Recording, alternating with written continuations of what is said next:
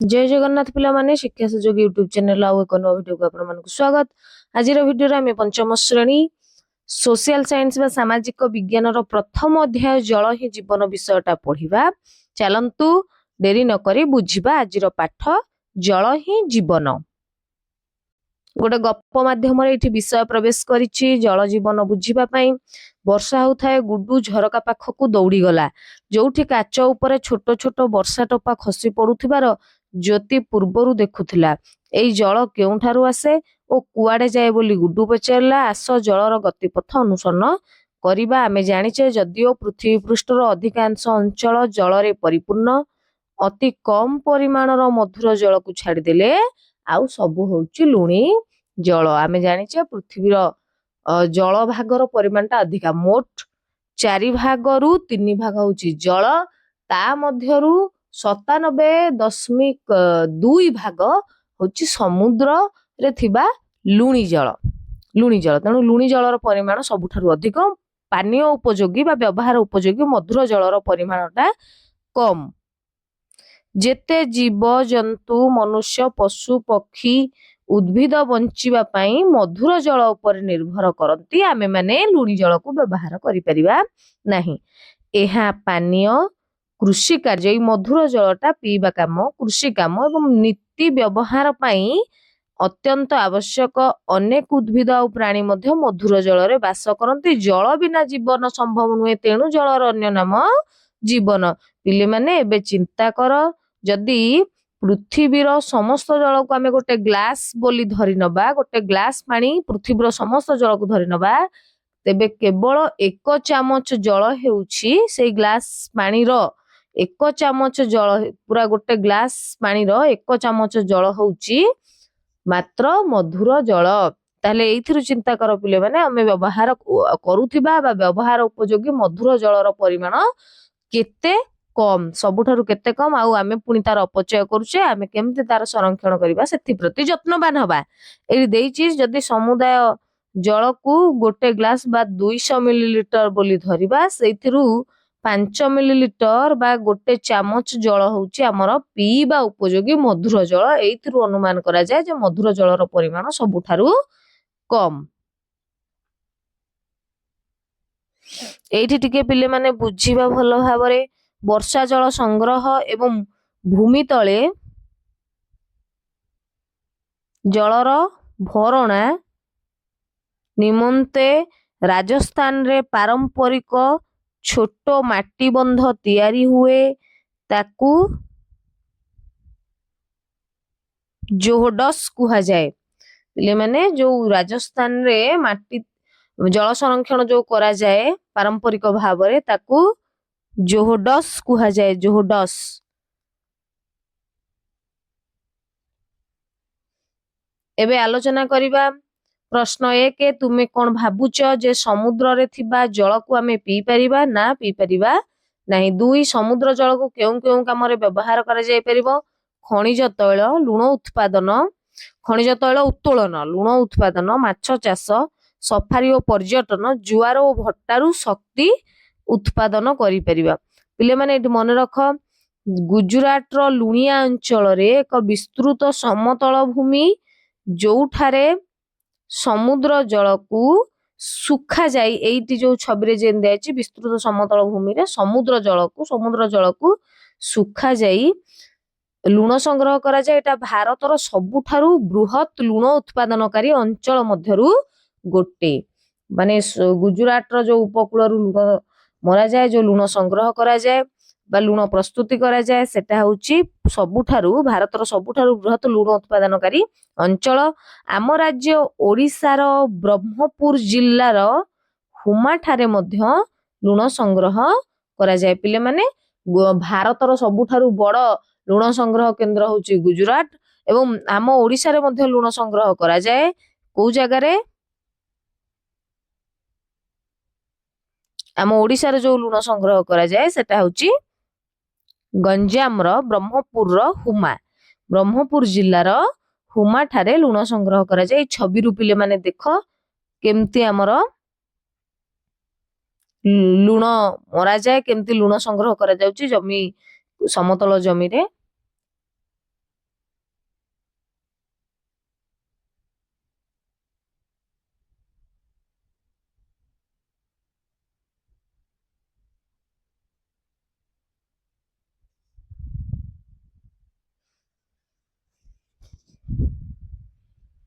Add रही पिले माने कार्य एक आमे केउठारु मधुर जल पाई परिबा निम्न दे जाइथिबा चित्र गुड़िकर विभिन्न मधुर जल उत्स गुड़िक चिन्हट कर से गुड़िकर नाम लेख। एटी एटा जेमती गोटे ह्रदर छवि देइछि ह्रदरु आमे पाई परिबा मधुर जल भी पाई परिबा ह्रद केते गुडी अछि लुणी जल भी थाए एटा समुद्र समुद्ररु आमे मधुर जल पाई परिबा नै ये होछि हिमबाह हिमबाह मध्य मधुर जल अटे। तापर ये रहिछि एपटे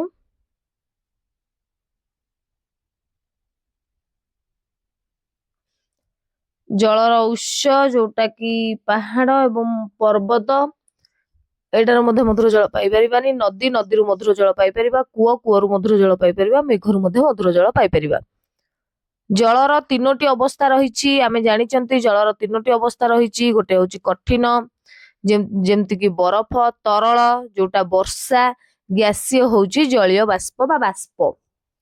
जलर तीनोटी अवस्था कठिन तरल गैसीय जलर तरल रूप होछि वर्षा कठिन होछि बरफ एवं गैसीय रूप होछि बाष्प।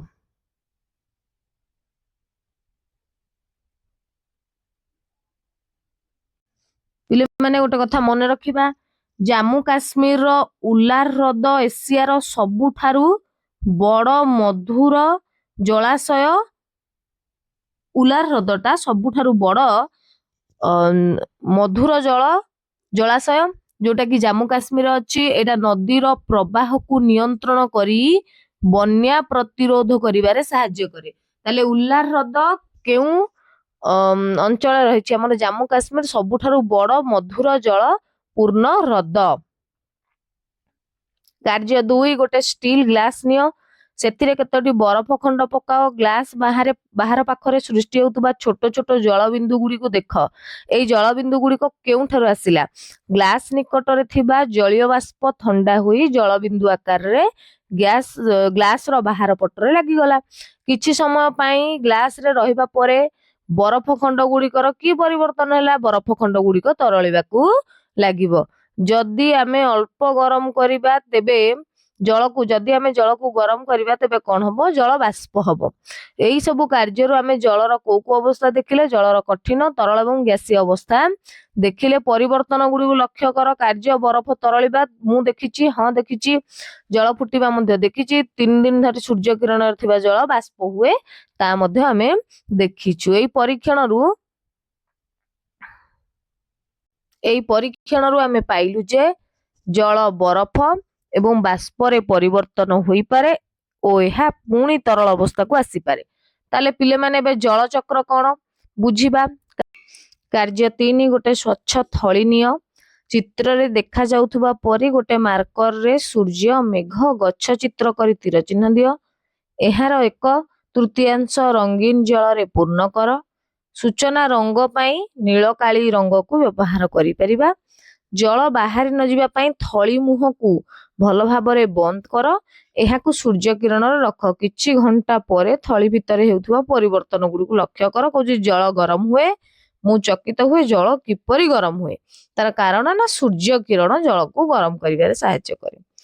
द्वितीयटी थळी भितरे जल बुंदा सृष्टि हैला जल बुंदा किपरि सृष्टि हैला मु चकित हुए तार कारण होची जलीय बाष्प ठंडा हेई जल बुंदा रे परिणत हैला। एई सब कार्य रु आमे देखिले सूर्य ताप जल को जलीय बाष्प रे परिणत कला जलीय बाष्प ठंडा हेले थळी भितरे छोट छोट जलबिंदु सृष्टि कला एई जलबिंदु गुड़िक पुणी तळकू खसी पड़ला। सेही परी प्रकृतिर विभिन्न उत्स गुड़िक जेमति कि समुद्र नदी इत्यादि जल को सूर्यंकर उत्ताप बाष्परे परिणत कर दिए। समुद्र नदी नाल पोखरी गाड़िया जेते भी जल उत्स अछि से जल उत्स गुड़िकर जल सूर्यंकर उत्तापरे बाष्परे परिणत हुए से जलीय बाष्प मेघ सृष्टि करे जहा वर्षा तुषार कुआपत्थर भावरे तळकू आसे। एई जल पुणी नदी ह्रद एवं समुद्र को फेरी जाए पुणी थरे सूर्यंक उत्ताप जोगु जलीय बाष्परे परिणत हबो पुणी वर्षा कुआपत्थर तुषार भावरे पुणी पृथ्वी पृष्ठ को फेरी आसे। ए कार्य गोटे चक्राकार गति रे हुए तेणु आकु जल चक्र कुहा जाए। एठी थिला जल ଜଳ ଥିଲା ଜଳୀୟ ବାଷ୍ପ ଆକାରରେ ସୂର୍ଯ୍ୟଙ୍କର ଉତ୍ତାପ ପାଇକି ଜଳୀୟ ବାଷ୍ପ ଆକାରରେ ସେଟା ଉପରକୁ ଉଠିଲା, ତାହା ଯାଇ ମେଘରେ ସୃଷ୍ଟି ହେଲା।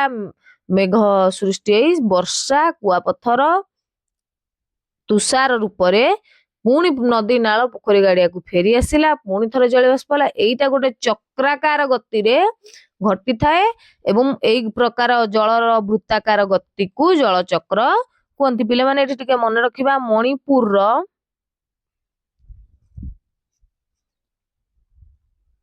ମଣିପୁରର କେଇବୁଲ ଭାମଜାଓ ଜାତୀୟ ଉଦ୍ୟାନ ପୃଥିବୀର ଏକମାତ୍ର ଭାସମାନ ଜାତୀୟ ଉଦ୍ୟାନ ଅଟେ। ଏହା ବିପଦଗ୍ରସ୍ତ ସାଙ୍ଗାଇ ହରିଣ ଏବଂ ଭାସମାନ ଦ୍ୱୀପ ଫୁମଡିସ୍ ପାଇଁ ପ୍ରସିଦ୍ଧ ଅଟେ।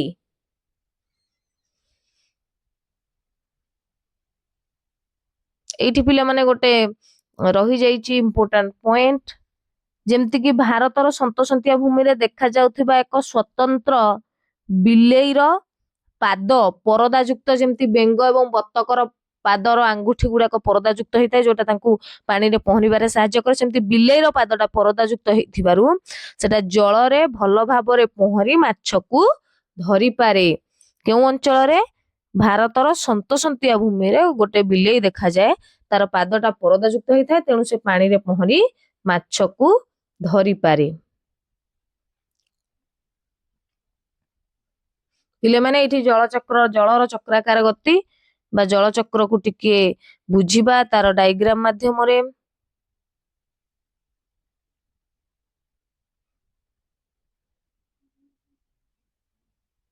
ଏଇଠି ନଦୀ, ହ୍ରଦ ବା ଜଳାଶୟରୁ ସୂର୍ଯ୍ୟଙ୍କର ଉତ୍ତାପ ପାଇ ଜଳୀୟ ବାଷ୍ପ ଆକାରରେ ଉପରକୁ ଉଠିଲା, ତାହା ଉପରେ ଘନୀଭୂତ ହୋଇ ମେଘ ଏବଂ ବର୍ଷା, କୁଆପଥର ଆକାରରେ ପୃଥିବୀ ପୃଷ୍ଠକୁ ଖସି ଆସିଲା। ପୁଣି ଥରେ ଜଳୀୟ ବାଷ୍ପ ହବ, ପୁଣି ଥରେ ମେଘ ସୃଷ୍ଟି ହବ, ପୁଣି ଥରେ ପୃଥିବୀ ପୃଷ୍ଠକୁ ଖସି ଆସିବ। ଏଇଭଳି ଗତିକୁ ଜଳର ଚକ୍ରାକାର ଗତି ବା ଜଳଚକ୍ର କୁହନ୍ତି। ଭୂତଳ ଜଳ ଆସ ଜାଣିବା, ଯେତେବେଳେ ବର୍ଷା ଜଳ ତଳକୁ ଯାଏ ସେତେବେଳେ କଣ ହୁଏ? ଯେତେବେଳେ ବର୍ଷା ଜଳ ଭୂନିମ୍ନକୁ ଗତି କରେ ସେତେବେଳେ ତାକୁ ଭୂତଳ ଜଳ କୁହାଯାଏ। ଗୋଟେ ସ୍ୱଚ୍ଛ ଗ୍ଲାସ ନିଅ, ଏହାର ଅଧା ପର୍ଯ୍ୟନ୍ତ ମାଟି ଭର୍ତ୍ତି କରିଦବା, ଚାମଚରେ ଧୀରେ ଧୀରେ ଧୀରେ ଧୀରେ ଜଳ ଢାଳିବା। କଣ ଘଟୁଛି? ଜଳଟା ତଳକୁ ତଳକୁ ଗତି କରୁଛି। ବର୍ଷା ହେଲେ କିଛି ଜଳ ମାଟିରେ ଭେଦିଯାଏ। ଏଇ ଜଳ ମାଟି ଆଉ ପଥର ସ୍ତର ଦେଇ ଭିତରକୁ ଯାଏ। ଗଭୀର ଭୂତଳରେ ଯେଉଁ ଜଳ ଜମା ହୁଏ ତାକୁ ଭୂତଳ ଜଳ କୁହାଯାଏ। ମାଟି ତଳେ ଯୋଉ ଜଳ ଜମା ହୁଏ ତାକୁ ଭୂତଳ ଜଳ କୁହାଯାଏ।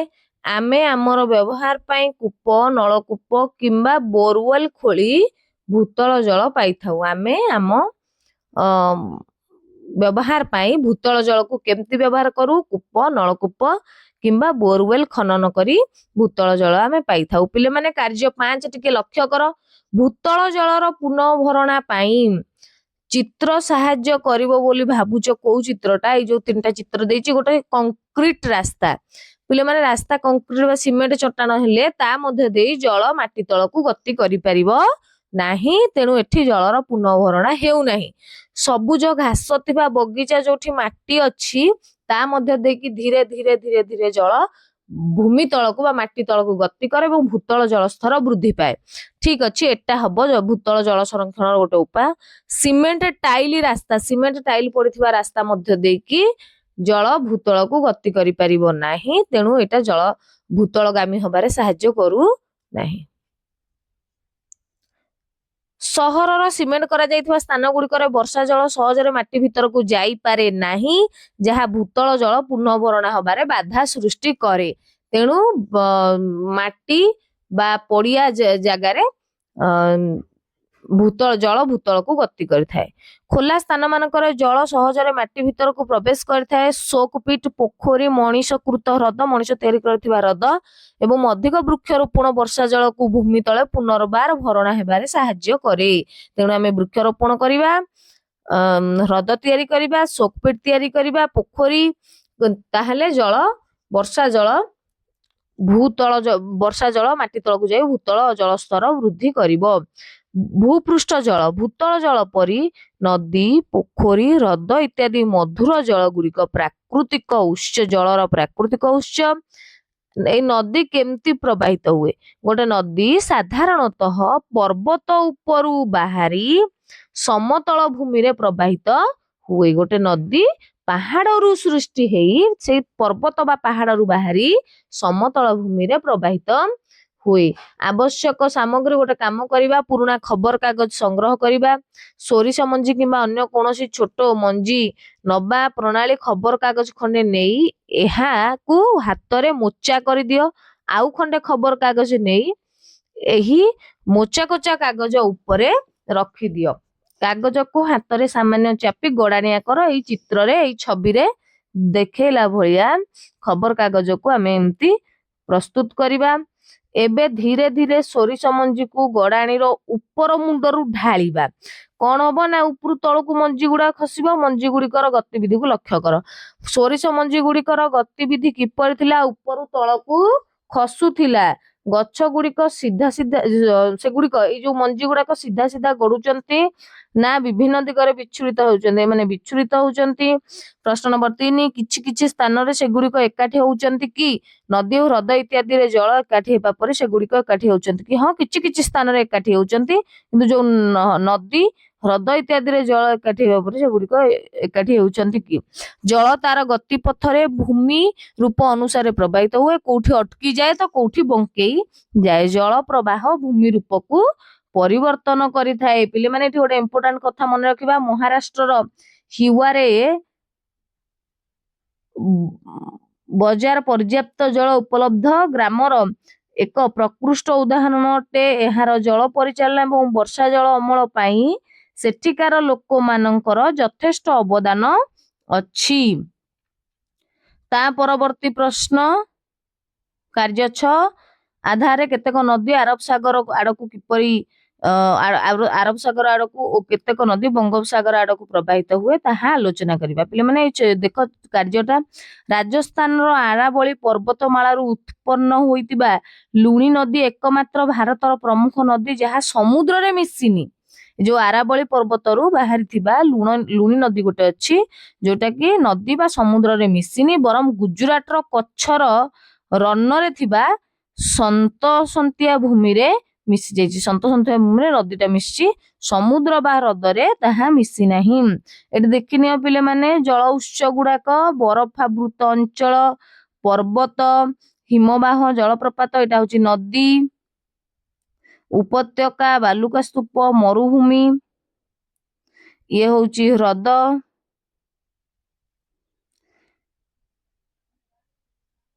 এটা হଉଛି ନଦୀ।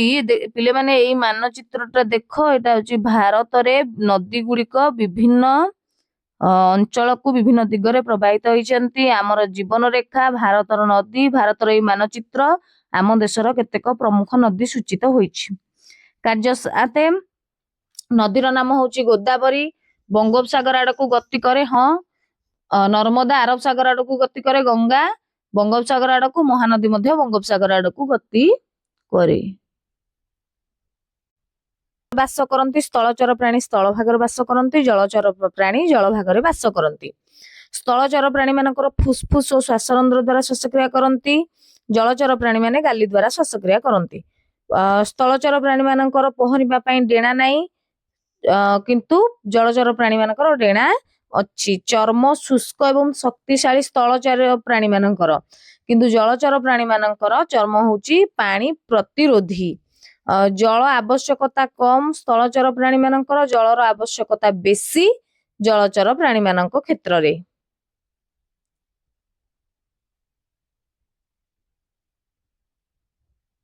ସୂଚନା ଫର୍ଦ୍ଦ ପିଲାମାନେ ଏଠି ଦେଖ, କଙ୍କି ଗୋଟେ ଜୀବ ଯିଏକି କ୍ଷିପ୍ର ବେଗରେ ଉଡି ପାରନ୍ତି, ଜଳାଶୟ ନିକଟରେ ଅଣ୍ଡା ଦିଅନ୍ତି ଓ ମଶାଙ୍କୁ ଖାଇ ଦିଅନ୍ତି। ତାପରେ ଜଳବିଛା କଙ୍କଡା ଭଳି ଚିମୁଟା ସଦୃଶ ଗୋଡ ଥିବା କୀଟ, ଜଳ ଭିତରେ ରହେ ଏବଂ ଲାଞ୍ଜ ନଳୀ ଦ୍ୱାରା ଶ୍ୱାସକ୍ରିୟା କରେ। ସେମିତି ବଗ ଲମ୍ବା ଗୋଡ ଥିବା ପକ୍ଷୀ, ମାଛ ଧରିବା ପାଇଁ ସ୍ଥିର ହୋଇ ଠିଆ ହୁଅନ୍ତି। ମଧୁର ଜଳ ହଉଛି କଇଁଛ, ନରମ ଖୋଳୁଥିବା କଇଁଛ ଯାହା ପୋଖରୀ ଏବଂ ନଦୀ କୂଳରେ रुहंती। जल माने जल साप जल रहउथुवा साप एक विषहीन साप माछ एवं बेंग खाए। बेणा गछ पोखरी हुड़ारे हुए, यह लंबा घास परी बढ़ी थाए। पद्म एवं कई भासमान मूल फूल गुड़िक पानी उपरे भासे, मूल पोखरी शज्यारे रही थाए। बिलाती दल एक द्रुत वृद्धि पाउथुवा उद्भिद जहाँ जलरे भासे एवं वृद्धि पाए।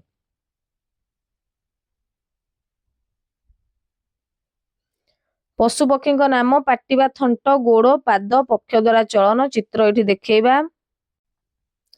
माछ तार ऊपर को मुह करथिबा गोलिया पाटी पक्ष द्वारा चलन होउची, गोड़वा पक्ष द्वारा चलन होउची पक्ष। एठी माछर चित्र रहिछि।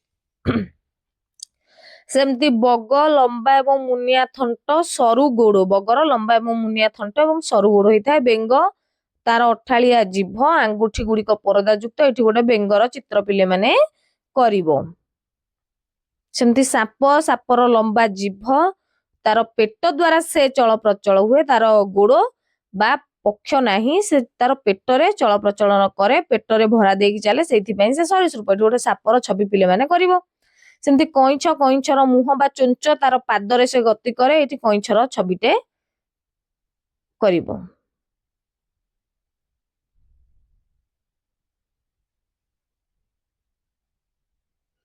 पिले माने एठी देखिया दुई परिदर्शन समय तुमे देखुथिबा उद्भिद गुड़िकर चित्र आंकी सेमानंकर नाम आउ स्थानीय नाम लिखिबा। जल उपरे भासे कई, तार स्थानीय ना होची कई। जल तले थाए हाइड्रिला, तार स्थानीय नाम होची जल घास। मूल जल तले थाए किंतु उद्भिद जल उपरे देखा जाए, नाम होची पानी कई, ताको स्थानीय ना भी पानी कई। पिले माने एठी गोटे प्रश्न देइची, गोटे कागज नै ता उपरे गोटे बुंदा जल रख, ताकू लक्ष्य कर। कागज उपरे क्रेयन रंग प्रथमे घसी देकी ता उपरे जल टोपा रखिबा। एबे एहा उपरे गोटे बुंदा जल रख, किछि परिवर्तन हैला कि पर्यवेक्षण जहा कल ताकू लिखिबा।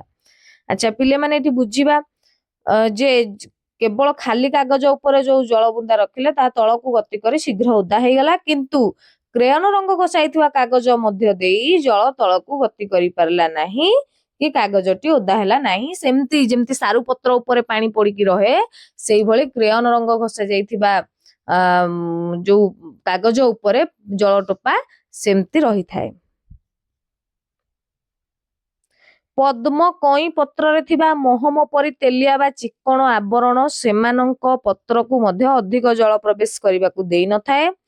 एहा गच्छ को क्षति रु रक्षा करी सुस्थ रखिबारे सहाय्य करे।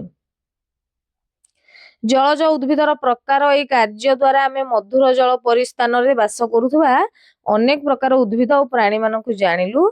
जलचर प्राणी माने जो माने रहिले से माने भासमान, तांकर भासमान पत्र पक्ष किंबा मूल जहा सेमानकु जल रे बंचिबा एवं बढ़िबारे सहाय्य करे। पृथ्वीर जीवन धारण पाई मधुर जल नित्यांत गुरुत्वपूर्ण, कारण मधुर जल ही समस्त कार्य रे आमे व्यवहार करू, लुणी जल व्यवहार हुएनी। तेणु आमे जानिले जलर तीनोटी अवस्था रहिछि, बरफ जोटा कि कठिन, जल जोटा कि तरल एवं बाष्प जोटा कि गैसीय। जल चक्र माध्यम रे वायु जल आकाश रे जल तार विभिन्न अवस्था रे परिवर्तन करी गति करे। पिले माने एठी प्रश्न उत्तर आस चिंता करिबा। प्रश्न उत्तर आसी गला, तापरे देखि नबा महासागर जलटा पानीय योग्य नुहे पी परिबानी, सेटा लुणिया। तुषार जलर कठिन अवस्था, बाष्प जलर गैसीय अवस्था, वर्षा जल होची मधुर जल। 2 नंबर प्रश्न, पृथ्वीर अधिकांश जल पानीय किंबा कृषि कार्य पई उपयुक्त नुहे काहेकि? पृथ्वीर अधिकांश जल पानीय किंबा कृषि उपयोगी नुहे, कारण पृथ्वीर उपलब्ध जल मध्यरु लुणी जलर परिमाण अधिक। जदि 1 ग्लास जल निया जाए सेथिरु मात्र 1 चमच जल होची मधुर जल, अवशिष्ट लुणी जल। पानीय और कृषि कार्य पय मधुर जल आवश्यक होउथिबारु पृथ्वीर अधिकांश जल पानीय किंबा कृषि उपयोगी नुहे। प्रश्न नंबर 3, जलाशय निकटरे बहु संख्यक जीव वास करंती काहेकि? जलाशय निकटरे पानी, खाद्य एवं आश्रय सहजरे मिलथाए, जोटा कि जीव मानकर बंचिबा पय आवश्यक। एई कारणरु विभिन्न प्रकार उद्भिद और पशु एठी अधिक संख्या रे वास करंती। प्रश्न नंबर 4, जदि तुम अंचल रे 2 वर्ष पई वर्षा हेबो नाही तेबे कोन हेबो लेख? जदि मो अंचल 2 वर्ष पर्यंत वर्षा न हुए तेबे गुरुतर भाव जल अभाव देखा पानी पीवाकू मिलिबो नाही, चाषबास बंद हो फसल नष्ट हम, जीवजंतु एवं मनुष्य जीवन असुविधार पड़िबो। प्रश्न नंबर 5 सहर बा जंगल मध्यरु केउ स्थान रे वर्षा जल भूतल जल स्तर वृद्धि करिबारे सहाय्य करे। जंगल रे वर्षा जल भूतल जल स्तर वृद्धि करिबारे सहाय्य करे कारण जंगलर मूर्तिका मध्य देई जल माटी तलकू गति करे।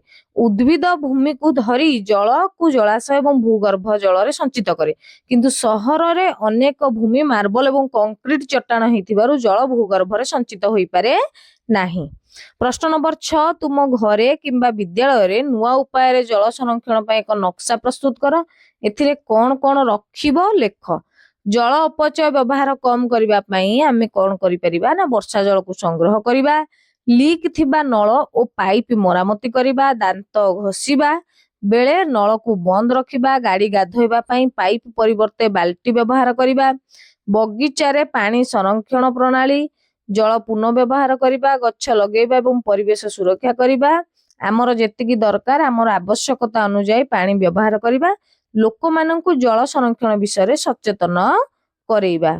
7 नंबर प्रश्नटी आस कागज भांगी माछ तैयारी करिबा। सोपान 1 रे पिले माने देखिनियो जो भଳି करछि कागज को आमे सेमति भांगीबा। 2 रे 3 नंबर सोपान को देख एबे 4 नंबर सोपान, 5 नंबर सोपान एवं 6 नंबर सोपान रे देख केंदी गोटे माछ होइछि कागज रे निजे तैयारी करिवो। माछ एथिरु देखि कागज रे माछ तैयारी करिवो।